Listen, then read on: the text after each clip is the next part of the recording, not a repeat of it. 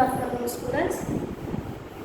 BA तृतीय वर्षाचा semester 5व्याचा जो आपला पेपर आहे गृहयोजना आणि आंतर सजावट याच्यामधला युनिट फर्स्ट जो आहे तो गृहयोजना हा आपण बघत आहोत. आजच्या या तासिकेचा आपला पॉईंट आहे घराच्या नकाशाचे प्रकार. म्हणजे घराच्या नकाशाबद्दल एकंदर जी चर्चा आहे ती मागच्या 2 तासिकेपासून आपण करत आहोत. तर आपल्याला नेमके घराच्या नकाशाचे प्रकार कोणते कोणते आहेत किंवा घराचे नकाशे हे किती प्रकाराने काढले जातात तर या संदर्भातली एकंदर माहिती आपण आजच्या या तासिकेमध्ये घेणार आहोत. तर घराच्या नकाशाचे प्रकार. घराच्या बांधकामासाठी नकाशा काढणे हा खूप आवश्यक असतो. याच्यावरूनच आपल्याला आपल्या बांधकामाचे स्वरूप जे आहे ते लक्षात येत असते. पण स्वरूपापूर्वी देखील आपल्याला घराच्या बांधकामाची परवानगी मिळणं यासाठी घराचा नकाशा काढणं हा खूप आवश्यक आहे. बांधकाम सुरू करण्याची परवानगी आपल्याला त्याच्यामुळेच मिळत असते. मंजुरीसाठी अर्ज करताना आपल्याला सोबत जागेचा आणि आपल्या घराचा नकाशा हा त्या ठिकाणी द्यावा लागतो. बांधकामासंबंधीचे जे नियम आहेत त्या नियमाला सांभाळून आपल्याला म्हणजे त्या नियमाचा योग्य पालन करून आपल्याला आपला नकाशा जो आहे तो तयार करायचा असतो किंवा काढायचा असतो आणि या नकाशावरूनच आपल्या घराची योजना ही आपल्याला लक्षात येत असते. नकाशात काही जागा दाखवण्यासाठी वेगवेगळ्या स्वरूपाच्या चिन्हांचा वापर जो आहे तो केला जातो. जो आपण चिन्ह जे आहेत ते मागच्या तासिकेमध्ये बघितलेले आहेत आणि याच्यावरून आपल्याला एकंदर घराचं काढलेला जो नकाशा आहे त्या नकाशाचं स्वरूप समजण्यासाठी आपल्याला या चिन्हांची मदत जी आहे किंवा या चिन्हांची माहिती असणं जे आहे ते आपल्याला या ठिकाणी आवश्यक असते. आत्ताचा जो मुद्दा आहे आपला आजच्या या तासिकेचा तो म्हणजे नकाशाचे प्रकार. तर एकंदर नकाशाचे किती प्रकार पडतात तर नकाशाचे एकूण 4 प्रकार आहेत. पहिला प्रकार आहे स्थलदर्शक नकाशा.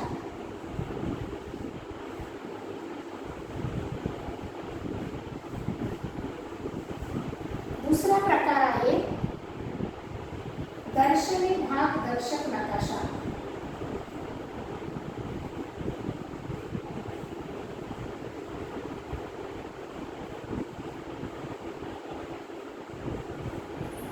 नकाशाचा तिसरा प्रकार आहे योजना दर्शक नकाशा.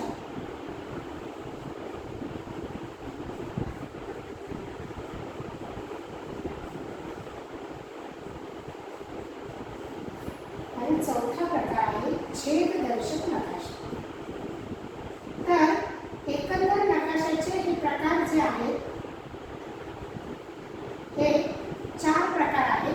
या 4 प्रकाराने घराचे नकाशे जे आहेत ते काढले जात असतात आणि ह्या प्रत्येक नकाशाच्या प्रकाराचं एक वेगळं महत्त्व किंवा एक वेगळं इम्पॉर्टन्स जे आहे ते बांधकामाच्या दृष्टीने, जागा ओळखण्याच्या दृष्टीने, त्याच्यानंतर घरातील खोल्यांची एकंदर योजना, त्यामध्ये असणाऱ्या हवा दरवाजे खिडक्यांची योजना की ज्याच्यामुळे हवा आणि प्रकाश जो आहे तो आपल्याला त्या ठिकाणी योग्य पद्धतीने प्राप्त होईल आणि सोबतच आपल्या घराचा दर्शनी भाग म्हणजे एंट्रन्स जो आहे किंवा फ्रंट लुक जो आहे तो कसा दिसेल या स्वरूपाची एकंदर सगळी रचना किंवा मांडणी जी आहे ही या 4 वेगवेगळ्या प्रकारच्या नकाशामधून केली जाते.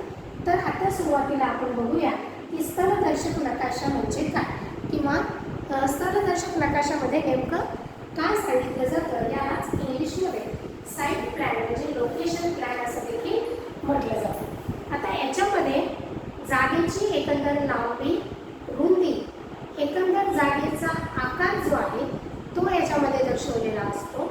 बांधण्यात येणारे घराचे स्थान, आजूबाजूला सोडण्यात येणारी जागा, प्लॉट नंबर, इतर इमारती, बाग, खेळण्यासाठीची जागा इत्यादी माहिती या नकाशामध्ये दिलेली असते. त्याचप्रमाणे जागेच्या समोरील रस्त्याची रुंदी, प्लॉटच्या आजूबाजूचा रस्ता असला तर त्याची रुंदी किती आहे, भूखंडाच्या आजूबाजूला असणाऱ्या रस्त्यांची किंवा चौकांची नावे, रस्त्यांची रुंदी या प्रकारची माहिती या नकाशामध्ये दिलेली असते. त्याच्यानंतर याच नकाशामध्ये इतर आवश्यक सोयी सुविधा जसे की पिण्याचे पाणी, सांडपाण्याची व्यवस्था यांच्या जागा देखील या ठिकाणी दाखवलेल्या असतात. जागेची दिशा ही उत्तर दिशा बाणाच्या साहाय्याने दर्शवतात. बाणाच्या समोर एन असे अक्षर लिहिलेले असते. याच्यावरून लक्षात येते की आपल्या प्लॉटचं उत्तर दिशा ही कोणत्या बाजूला आहे किंवा उत्तर दिशा ही कोणती आहे. एकंदर स्थलदर्शक नकाशामध्ये आपल्या जमिनीचा संपूर्ण भूखंडाचा हा नकाशा असतो. जागेच्या आजूबाजूच्या रस्त्यांची किंवा इतर लोकेशनची याच्यामध्ये माहिती असते. आवश्यक सोयी सुविधांच्या बाबतीत देखील याच्यामध्ये माहिती दिलेली असते.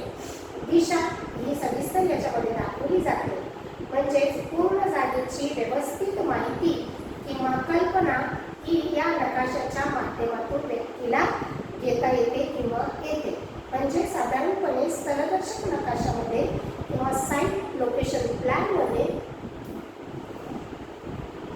ती जागा ॲक्च्युली कुठं लोकेट आहे, त्याच्या आजूबाजूचा परिसर, त्याच्या आजूबाजूला असलेले रस्ते, त्याच्या आजूबाजूला पाण्याची आणि सांडपाण्याची असणारी सोय आणि दिशा या महत्त्वाच्या ज्या गोष्टी आहेत त्या ह्या नकाशामध्ये दाखवल्या जातात आणि म्हणूनच याला स्थळ निर्देशित नकाशा असं म्हटलं जातं.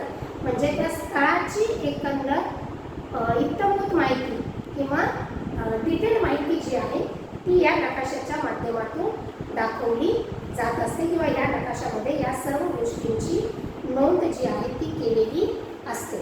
यानंतरचा नकाशा येतो दर्शनी भाग दर्शक नकाशा. दर्शनी भाग दर्शक नकाशा म्हणजे काय, तर आपल्या घराचा फ्रंट जो आहे म्हणजे या नकाशाच्या द्वारे घराच्या चारही बाजूने, म्हणजे फक्त फ्रंट नाही तर घराच्या चारही बाजूने म्हणजे समोरचा, मागचा आणि दोन्ही बाजूच्या याच्याने आपलं घर कसं दिसेल याचं एकंदर चित्र जे आहे ते याच्यामध्ये काढलं जात असतं. म्हणून याच्यामध्ये बाजूला असणारे दरवाजे, खिडक्या किंवा गॅलरी याची कल्पना येण्यासाठी सोपं जातं किंवा त्याचे स्वरूप जे आहे ते आपल्याला या नकाशामध्ये कसं दिसेल नंतर ते आपल्याला याच्यामध्ये कळतं. समोर जर घरं कसे दिसतील, कशाचा उठाव दिला आहे, दर्शनी भागात सुशोभीकरण कसे केलेले आहे या गोष्टींची एकंदर माहिती आपल्याला या दर्शनी भाग दर्शक नकाशामध्ये मिळते. म्हणजे दर्शनी भाग दर्शक नकाशामध्ये फक्त समोरच नाही तर आपल्या घराच्या दोन्ही बाजू आणि पाठीमागच्या बाजूमध्ये किंवा पाठीमागच्या बाजूवरती आपण जे काही दरवाजे, खिडक्या किंवा जाळ्या किंवा पायऱ्या याची जी काही रचना केलेली असते ती आपल्याला या नकाशाच्या माध्यमातून स्पष्ट पद्धतीने कळू शकते. सोबतच फ्रंटला म्हणजे दर्शनी भागाला जर आपण काही सौंदर्य निर्मितीसाठी काही गोष्टी जर वापरत असो की जसं भिंतीला उठावदारपणा देणे किंवा एक वेगळ्या प्रकारची छत तयार करणे, त्याच्यानंतर समोरच्या बाजूने स्लोप देऊन कौलारू स्वरूपासारखं त्याच्यावरती एक स्ट्रक्चर तयार करणे, म्हणजे इतरांपेक्षा आपलं घर हे कशा स्वरूपाने वेगळं त्या ठिकाणी निर्माण करू शकतो किंवा आपल्या घराची ओळख ही आपण आपल्या घरावरती जे काही सजावट समोरच्या बाजूने जे काही सौंदर्यीकरण केलेलं असतं त्याच्यावरून देखील आपण आपल्या इतरांना जेव्हा आपल्या घराकडे यायचं असतं तेव्हा आपण सांगू शकतो की घराला कौलारूसारखं छत केलेलं आहे किंवा घराच्या वरती ड्रमसारखा किंवा एखादा असं छत्रीसारखा वगैरे काहीतरी बनवलेलं आहे. म्हणजे आपण त्याची ओळख जी आहे ती आपण त्या लोकांना, येणाऱ्या लोकांना त्या ठिकाणी सांगू शकतो. आणि दर्शनी भाग दर्शक नकाशामध्ये आपल्या घराचा दर्शनी भाग हा इतरांच्या घराच्या दर्शनी भागापेक्षा कसा वेगळ्या पद्धतीने दिसेल किंवा असेल याच्या संदर्भातली एकंदर माहिती आपल्याला दर्शनी भाग दर्शक नकाशाच्या माध्यमातून मिळू शकते. त्याच्यानंतरचा पुढचा नकाशाचा प्रकार आहे तो म्हणजे योजना दर्शक नकाशा, यालाच फ्लोअर प्लॅन देखील म्हटलं जातं. तर योजना दर्शक नकाशा काढणं हे अतिशय आवश्यक आहे, कारण की याच्यामध्ये प्रत्येक खोलीचं क्षेत्रफळ याच्यामध्ये दिलेलं असते. दारे खिडक्यांची जागा, ते उघडण्याची दिशा त्याच्यानंतर खोलीच्या आतली रचना, स्वयंपाकघरातल्या ओट्याची रचना, फर्निचरची मांडणी, जिन्याची जागा, या सगळ्या गोष्टीची एकंदर कल्पना जी आहे ती योजनादर्शक नकाशामधून दाखवली जात असते आणि खोल्यांचे आकार लक्षात या योजनादर्शक नकाशामुळे येतात. एखादा बदल करायचा असेल तर तो आता आपल्याला ह्या योजनादर्शक नकाशा पाहिल्यानंतर आणि वाचल्यानंतर आपल्याला जर काही बदल याच्यामध्ये करायचे असतील तर ते आत्ता आपल्याला करता येऊ शकतात. कारण पूर्ण घराचा आतील भाग जो आहे म्हणजे आतला भाग जो आहे तो आपल्याला याच्यामुळे स्पष्ट झालेला असतो आणि त्याच्यामुळेच या रचनेत आवश्यकतेनुसार आपल्याला बदल करता येतात. आता योजनादर्शक नकाशाची साधी आणि सरळ कन्सेप्ट म्हणजे आपलं जे घर आहे ते घर जर आपण म्हणजे घराचं जर आपण छत काढून टाकलं, छतापेक्षा थोडासा भाग खाली धरून जर छत आपण काढून टाकलं तर वरच्या बाजूने दिसणारं घराचं एकंदर दृश्य जे आहे ते म्हणजे दर्शनी भाग दर्शक नकाशा म्हणजे फ्लोअर प्लॅन, ज्याच्यामध्ये आपलं फर्निचर कुठे आहे, आपली किचन कुठं आहे, आपले बेडरूम कुठे आहे, आपल्या बेडची दिशा, आपले वॉर्डरोब जे आहेत, त्याच्यानंतर आपलं वॉशरूम आहे, या सगळ्या गोष्टी ज्या आहेत त्या आपल्याला या नकाशामध्ये स्पष्टपणे दिसतात. म्हणून ह्याच्यामध्ये जर काही बदल करायचे असतात तर आपण आत्ता या ठिकाणी हे बदल करून घेऊ शकतो. तर अशा पद्धतीने हा योजनादर्शक नकाशा आपल्याला या पद्धतीने माहिती जी आहे ती आपल्याला घराची, खोल्याची, दरवाजे, खिडक्यांची आणि जागांची माहिती जी आहे ती योजनादर्शक नकाशा याच्यामध्ये मिळते. त्याच्यानंतर आहे छेददर्शक नकाशा. तर छेददर्शक नकाशा म्हणजे हा नकाशा जो आहे तो बांधकाम करणाऱ्यांच्या दृष्टीने महत्त्वाचा असतो, म्हणजे महत्त्वाचा नकाशा आहे हा. याच्यामध्ये बऱ्याच छोट्या छोट्या गोष्टींची कल्पना दिलेली असते की जसे नकाशामध्ये भिंतीची जाडी किती राहणार आहे, पायाची खोली, जमिनीपासून घराची उंची, दरवाजे, खिडक्या, माळे, सज्जा, या सर्वांची जागा जी आहे ती या नकाशामध्ये दर्शवलेली असते. घराच्या लांबी रुंदीमध्ये उभा छेद दिल्यानंतर ज्या पद्धतीने आपले घर दिसेल ते म्हणजे छेददर्शक नकाशा होय. म्हणजे साधारणपणे जर आपलं हे घर आहे तर या घराचे हे छत जर आपण काढलं तर आपल्या जो वरतून दिसणारा जो काही आपला भाग आहे तो म्हणजे योजनादर्शक नकाशा आणि छेददर्शक नकाशा म्हणजे या आपल्या घराला उभा छेद दिल्यानंतर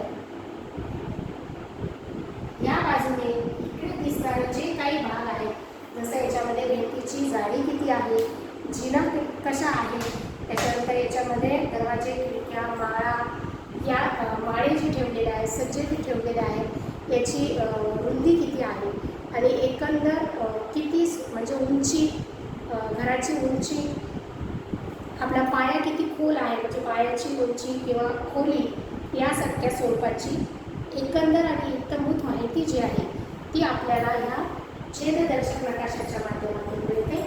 छेददर्शक नकाशा आणि योजनादर्शक नकाशा हे जे दोन नकाशे आहेत ते योजनादर्शक नकाशा जो आहे तो घरामध्ये राहणाऱ्या, घराचा उपयोग घेणाऱ्या व्यक्तींसाठी समजणं महत्त्वाचं आहे, समजून घेणं महत्त्वाचं आहे आणि त्याच्यानुसार त्याच्यामध्ये बदल करणं आवश्यक आहे.